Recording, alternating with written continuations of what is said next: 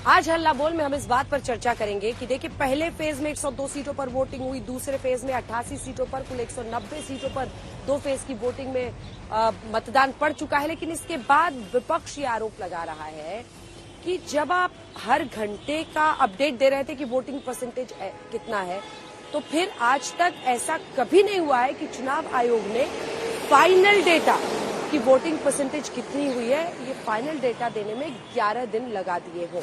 आज हम इन्हीं तमाम सवालों पर चर्चा करेंगे। इलेक्शन कमीशन को लेकर ईवीएम के मुद्दे पर लगातार विपक्ष पहले से हमलावर था, लेकिन आखिर ये डेटा देने में इतनी देरी क्यों? चुनाव आयोग की भूमिका पर नए सिरे से सवाल खड़े हो रहे हैं, क्योंकि इस बार 11 दिन बाद चुनाव आयोग ने वोटिंग परसेंटेज का आखिरी डेटा जारी किया है। रेखा मेहमान भी हमारे साथ चर्चा में जुड़ेंगे। कोलकाता से आज आप हल्ला बोल देख रहे हैं, देखिए ये रिपोर्ट।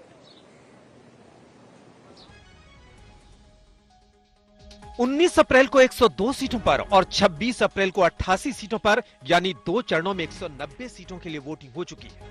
वोटिंग के बाद चुनाव आयोग की वेबसाइट पर मतदान फीसदी भी आते रहे और अपलोड होते रहे। चुनाव आयोग ने फाइनल आंकड़ा जारी किया 30 अप्रैल को, यानी पहले फेज के 11 दिन बाद और दूसरे फेज के 4 दिनों बाद। आंकड़े जारी होने से कुछ देर पहले कांग्रेस के महासचिव जयराम रमेश ने सोशल मीडिया एक्स पर लिखा, ऐसा पहली बार हो रहा है कि पहले चरण के मतदान के 11 दिन बाद और दूसरे चरण के 4 दिन बाद भी चुनाव आयोग ने मतदान प्रतिशत का अंतिम डेटा जारी नहीं किया है। पहले चुनाव आयोग मतदान के तुरंत बाद या 24 घंटे के भीतर मतदान प्रतिशत का अंतिम डेटा जारी करता था। चुनाव आयोग की वेबसाइट पर अनुमानित रुझान आंकड़े ही उपलब्ध हैं। इस देरी का कारण क्या है? कांग्रेस के सवाल उठाने के कुछ देर बाद चुनाव आयोग ने आंकड़े जारी कर दिए। उन आंकड़ों के मुताबिक पहले फेज में 66.14% वोटिंग हुई और दूसरे फेज में 66.71%। आंकड़े जारी होने के बाद कांग्रेस ने फिर सवाल खड़े किए। देखिए, ये भी गलत है, क्यों रिवाइज किया, क्या है, इसकी भी जांच होनी चाहिए। क्यों रिवाइज किया? कहीं ऐसा तो नहीं कि ईवीएम में कुछ बढ़ा रहे हो, इसलिए भी जांच का विषय है। गड़बड़ ईवीएम में, वीवीपैट में, इलेक्शन कमीशन ऑफ इंडिया में, भारत के लोकतंत्र में, सुप्रीम कोर्ट में नहीं है। गड़बड़ है इंडिया अलायंस में। जब परिणाम आएंगे चुनाव के, तो आपको ये लोग ढूंढे हुए नहीं मिलेंगे। ईवीएम वही होगी, जनता वही होगी। श्री नरेंद्र मोदी जी पुनः प्रधानमंत्री बनेंगे, लेकिन इंडिया अलायंस वाले आपस में कपड़े फाड़ेंगे। कांग्रेस के साथ साथ इंडिया गठबंधन की दूसरी पार्टियों ने भी सवाल उठाए। टीएमसी के डेरेक ओब्रायन ने लिखा, दूसरे चरण के समाप्त होने के 4 दिन बाद चुनाव आयोग ने मतदान के अंतिम आंकड़े जारी किए। 4 दिन पहले जारी किए गए आंकड़े से 5.75% की बढ़ोतरी। क्या ये सामान्य है? मैं यहाँ कुछ भूल रहा हूँ क्या? उद्धव गुट ने भी आंकड़े बदलने का आरोप लगाया।